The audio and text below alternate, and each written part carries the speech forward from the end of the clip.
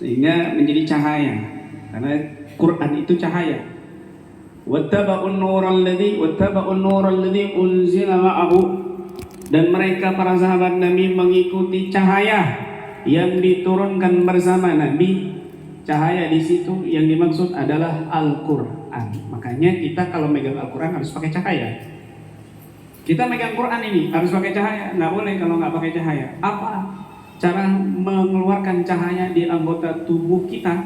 Yaitu dengan berwudu, ngambil air. Berwudu adalah jurus yang diajarkan oleh Nabi, teknik yang diajarkan oleh Nabi di dalam menghilangkan kegelapan yang menghalangi kita untuk menuju cahaya. Apa itu hadas? Apa hadas itu definisinya? Dalam ilmu fikih, al-amrul i'tibariyu yaqumu bil a'dha yamna'u sihatas shalah haitsu la murakhis. Hadas adalah perkara yang tidak kasat mata, yang ada di anggota tubuh kita, nggak kelihatan tapi ada di anggota tubuh kita, sama seperti jin dan setan, yang mencegah keabsahan sholat sekiranya tidak ada telorin tidak diringankan dalam syariat. Ada di anggota tubuh kita. Di mana? Di anggota tubuh wudu, tangan, muka, kepala, kaki, wajah. Maka orang yang hadas nggak boleh megang Quran, la yamassuhu illal mutahharun dalam mazhab Imam Syafi'i. Megang Al-Quran yang merupakan cahaya harus dengan cahaya. Apa itu? Wudu.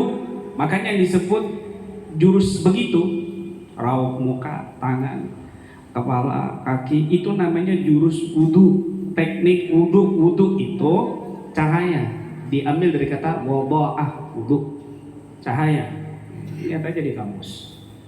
Cahaya, terang, tampan, cerah, itu wudu, wada'ah. Megang Al-Quran yang merupakan cahaya, maka harus dengan cahaya, yaitu wudu. Nah, ada perkara yang tidak terlihat di tubuh kita tapi dia wujud. Orang-orang tertentu yang bisa melihatnya, yang ada cahaya di hatinya, atau malaikat Allah Subhanahu wa Ta'ala, atau mungkin jin. Sampai dikatakan, barang siapa jika tertimpa musibah wa huwa ala ghairil wudu fala yalumanna illa nafsah. Barang siapa yang dia tertimpa musibah dalam kondisi tidak berwudu, jangan salahkan siapa-siapa kecuali dirinya sendiri.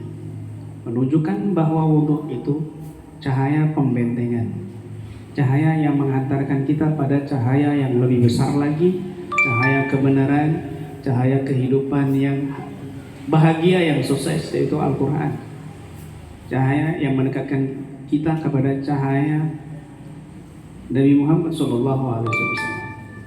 Ya kita wudu dengan niat ngikutin Nabi, lirafil hadasil asgar atau lirafil hadasil akbar, maka hilang itu hadas, sehingga kita boleh menyentuh cahaya Al-Quran itu. Sampai di akhirat nanti itu Nabi mengatakan umatku itu perbedaannya gurran muhajjalin, yaitu anggota tubuhnya bercahaya nanti di akhirat, divisualkan, didohirkan di akhirat.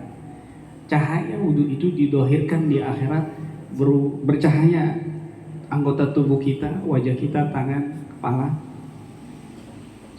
dan semakin sempurna ibadahnya, zikirnya, maka anggota tubuh yang lain juga bercahaya sampai full cahayanya. Yang paling minim cahayanya cuma seukuran jempol.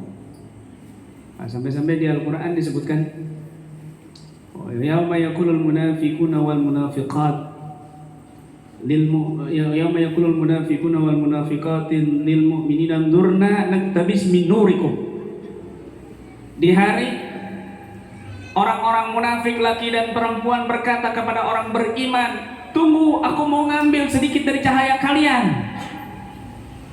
Tapi di dalam ayat lanjutannya itu Allah menolak, malah mereka dalam kegelapan yang menembus neraka Allah Subhanahu wa Ta'ala.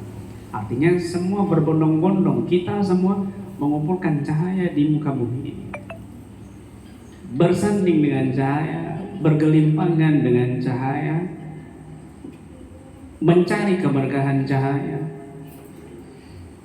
maka orang itu akan hidup dengan cahaya sehingga terang mana kebenaran, mana kegelapan, mana yang baik, mana yang buruk, bisa tahu. Kenapa? Ada cahaya. Maka jangan sampai kita hidup di dunia ini nggak ada cahaya, nanti buta di akhirat. Nanti buta di akhirat. A'udzubillah min dzalik. Wa man a'rada an dzikri fa inna lahu ma'isyatan dhanqa wa nasuruhu yaumal qiyamati a'ma. Barang siapa yang berpaling dari aku, ulama tafsir mengatakan dari ingat kepada Allah. Ulama tafsir mengatakan dari Al-Quran. Barang siapa yang berpaling dari Al-Quran, dari ajaran Al-Quran, maka dia akan aku jadikan kehidupannya bongkar, susah. Dia punya harta tapi hidupnya susah. Dia mewah, fasilitasnya lengkap semua, tapi hatinya gelisah, nggak bahagia. Apalagi miskin, kemudian menjauhi Al-Quran, jauh dari Allah, tambah susah lagi. Bukan cuma di dunia, di akhirat lebih susah lagi. Bahkan wa nahsyuru yaumal qiyamati a'ma, aku bangkitkan dia di hari kiamat dalam keadaan buta, kata Allah dalam Al-Quran. Qala ya Rabb lima hasartani a'ma. Ya Allah, kenapa engkau bangkitkan aku buta? Waqad kuntu basira. Padahal aku di dunia dulu enggak buta. Padahal aku dulu di dunia itu normal mataku. Qala kadzalika ataka ayatuna fanasitaha fakadzalika al-yauma tunsa. Iya, telah datang kepadamu peringatan-peringatanku dalam Al-Quran, nasihat-nasihat kekasihku, para nabiku, para ulamaku, para waliku, tapi kamu abaikan itu semua. Kamu lebih fokus kepada duniawi, kamu gak pedulikan urusan agama, kamu sibuk dengan urusan duniawi, sampai kamu sakit, sampai kamu begini begitu, lupa kepada Allah. Sekarang aku lupakan kamu, dan kamu aku bangkitkan dalam keadaan buta, bohir. Masya Allah. Naudzubillah min. Ayo ambil cahaya. Cahaya nurun ala nur, cahaya yang tersambung dari guru ke guru sampai kepada Nabi Sallallahu Alaihi Wasallam. Dengan kita niatkan pada malam hari ini mengambil cahaya Al-Quran yang akan kita renungi, yang akan kita dengarkan, resapi dengan hati, masukkan itu ke seluruh jiwa kita, mengalir ke seluruh aliran darah, sehingga keluar semua kotoran, keluar semua kegelapan. Jiwa, hati, sanubari bercahaya dan terang dengan cahaya Al-Quran yang akan diperdengarkan di hadapan kita semuanya. Niatkan juga untuk lebih baik lagi, lebih taat lagi, ya. Jangan ada maunya kita ke masjid cuma untuk berobat, kita ke rumah Allah cuma ingin sembuh. Tapi kita sudah lama nggak pergi ke rumahnya Allah, kita sudah lama menjauhi kalam suci Allah. Niatkan nanti sembuh dari sekarang, sungguh-sungguh, maka insya Allah akan Allah kasih perubahan, Allah akan kasih bantu yang kuat agar kita bisa mudah melaksanakan ketaatan, bahkan merasakan nikmat di dalam ibadah dan taat kepada Allah Subhanahu wa Ta'ala. Baik, saya tidak panjang lebar ya, karena sudah dari tadi pagi saya ngoceh sampai sekarang. Langsung saja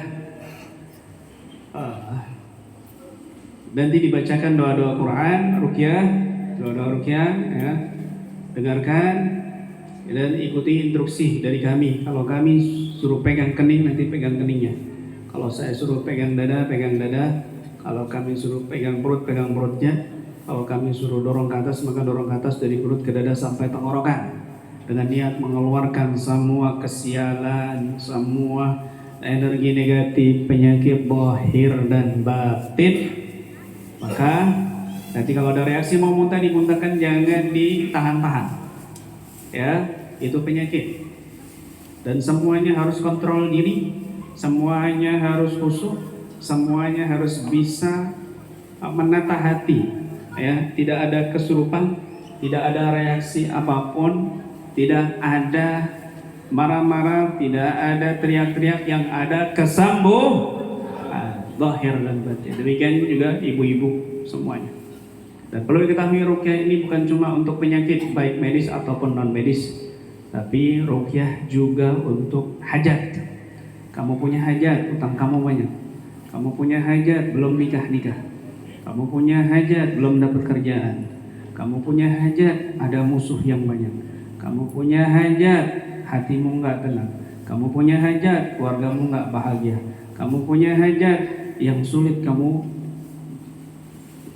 cari jalan keluarnya.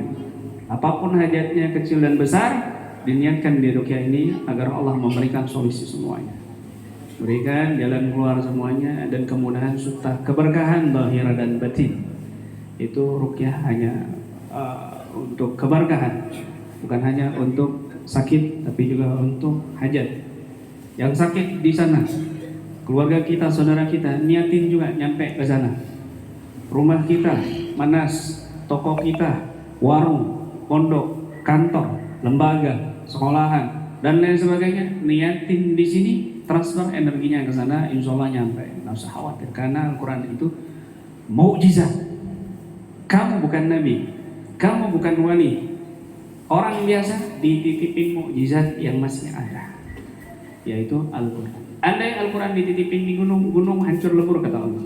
Lau anzalna hadzal Qur'an ala jabalin la ra'aitahu khashi'an mutasaddian min khasyatillah. Andaikah Al-Quran kutitipkan di gunung, maka gunung hancur lebur karena takut kepada Allah Subhanahu wa taala. Dititipkan kepada makhluk yang lebih lemah daripada gunung, dititipkan kepada makhluk yang lebih kecil daripada gunung, dititipkan kepada manusia dan menunjukkan bahwa manusia memiliki bagian substansi tersendiri yang istimewa dari gunung, dari makhluk-makhluk yang ada. Nah, jaga amanat itu dengan baik, Al-Quran itu, supaya menjadi keberkahan kepada kita. Apalagi cuma hajat kecil, hancur lebur semuanya, musuh, kejahatan, kesialan, ada keberkahan dunia dan akhirat. Amin ya rabbal alamin. Baik, sebentar lagi nanti pejamkan mata dan dengarkan bacaan yang akan kita bacakan. Siapkan kantong plastiknya. Yang pakai masker silakan dibuka. Yang pakai masker silakan dibuka supaya nanti kalau ada muntah biar di plastik. Bismillah. Baik. Pejamkan matanya semua. Tutup matanya semua dan dengarkan baik-baik. Cukup didengarkan aja, nggak usah diikutin supaya kanan kirinya bisa konsentrasi.